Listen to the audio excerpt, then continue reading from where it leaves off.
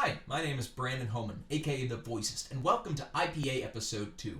If you haven't seen my last video, make sure to go check that out, IPA Episode 1, where you'll learn the intro to the IPA as well as the consonants. I'm going to be using these videos to teach further dialect videos later on, so make sure you tune in when you're watching these because everything that I use in these videos will be used later to teach dialects. This episode will be all about the vowel sounds, so without further ado, let's get started.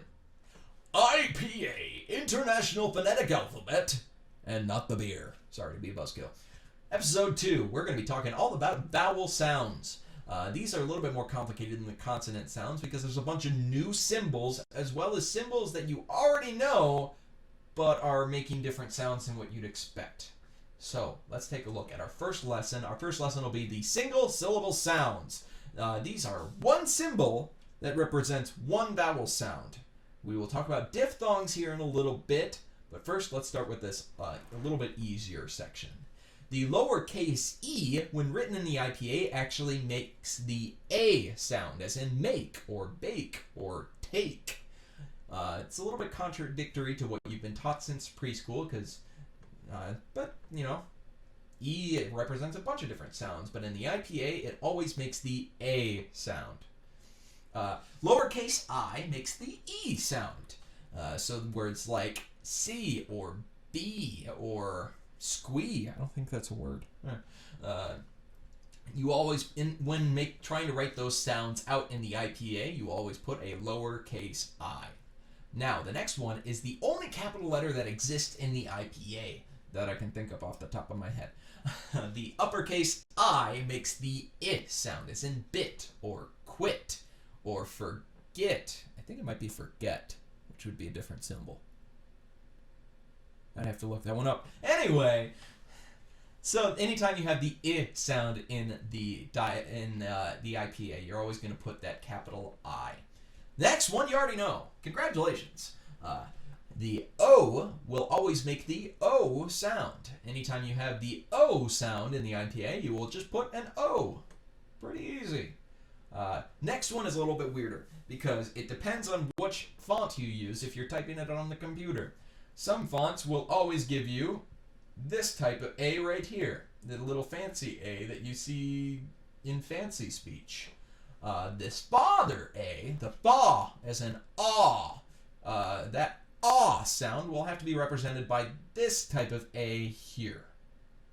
Because this type of A makes a different sound. So anytime you want to write out the ah sound, like father or mom or forgot, you're always going to use this A here. Next one is a really weird one, but it's kind of fun to draw. So you kind of go whoop, whoop. It's a fun to draw out symbol. That represents the A sound, as in cat or hat or bat or other things. You always use that A symbol, the cat A, as I like to call it. The next one is the jaw sound. It's different than the A. It's not an A, it's an aw, as in law or Paul or Saul. Better call Saul type thing. It's lower and you can feel it in your jaw, so that's why I call it the jaw aw. Kind of drop that jaw aw. And that's the symbol you use. It's a backwards C. Sometimes you'll add a little nubbin at the back of this C here. It really depends on how fancy you want to get. But if an IPA artist phonetic type person sees that, they'll know what you mean. Next one, you kind of would expect it here. The true oo, the U sound is represented by just the letter U. Kind of easy. The oo. So pool or true or drool. Ooh. Anytime you have ooh, you'll just put a regular U.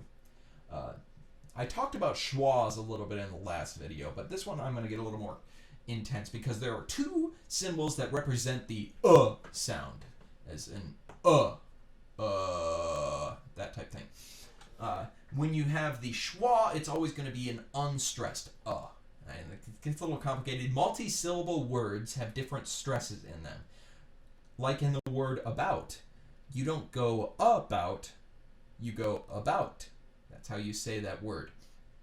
So in this case, you would use a schwa because the unstressed part of the word is the sound. So about, the will be represented by that schwa. In words like trouble, you'll use a caret, that little triangle thing here, upside down V. That represents that the is stressed in that word. So trouble or rumble or other things like that. You'll put that stress. If there's a stress on the you will always have the caret sound. Next one is the omega symbol, kind of. Upside down, the horseshoe. That's going to represent the sound. Not as in put or foot or look. It's slightly different than the so you always put the if you're writing that on the IPA. The next one is for dialects only. If you notice that asterisk there, dialects only it's called the hand A. It's like I said, what some fonts will give you when you put down an A because they want to look fancy. This hand A is going to be basically a halfway point between the father aw and the as in cat. So it's kind of a hand. Ha. It's you use it if you're talking in a British dialect. So hand. It's not hand and it's not hand, it's hand. Somewhere in that middle area. We'll use that mainly when we talk about dialects, so we'll talk about that more in later dialects. The last one on this slide is the bet E. It looks like a curvy uppercase E.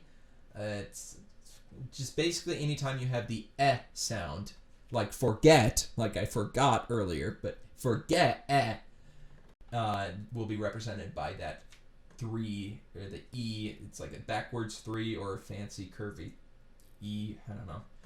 Regardless, make sure you take a look at this. Next slide, diphthongs. It's a funny word. That's why I put that there. It's kind of funny. I don't know. Whatever. Diphthongs are the multi-sounded letters. So when you say I very slowly, you're not making a single sound. You're making 2 sounds very quickly. So when you slow it down, I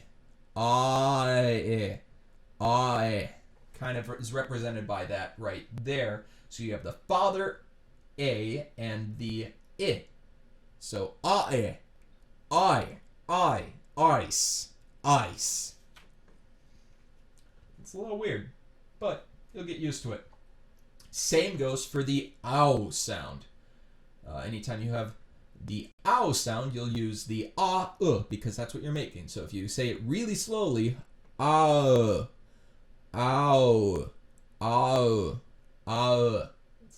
you're gonna be looking in the mirror sounding like an idiot like I am right now. It's a learning curve. So anytime you have house or louse or mouse, you're going to use that father A and the put U, the upside down horseshoe, or however you want to talk it. Next one is a oi. Once again, you slow it down. Oi, oi, oi, oi, oi, boy, joy. So you'll always just use the jaw, C, and the uppercase I for the I sound. So I, anytime you put it in the IPA, you'll use that symbol, the 2 symbols combined.